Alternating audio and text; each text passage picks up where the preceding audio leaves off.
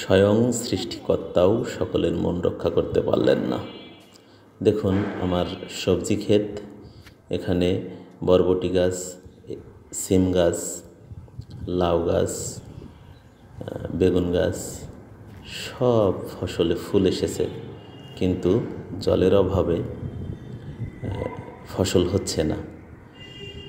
আর এই সময়টাতে মাঠে কৃষকের ধান কেটেছে, তাদের প্রচুর রোদের দরকার, কিন্তু আমার বৃষ্টির দরকার। আমি মনে প্রাণে চাচ্ছি বৃষ্টি হোক, আর কৃষক মনে প্রাণে চাচ্ছে রোদ হোক। তাহলে একসাথে ধান পাকা কৃষক এবং এই সবজি চাষ করা কৃষকের মন পাওয়া সম্ভব নয়। তেমনি সমাজেও আপনি সকলের মন পাবেন না। একজনের ভালো করতে গেলে আর একজনের স্বার্থে আঘাত লাগতেই পারে এবং তার কাছেই হয়ে যাবেন আপনি চিরশত্রু।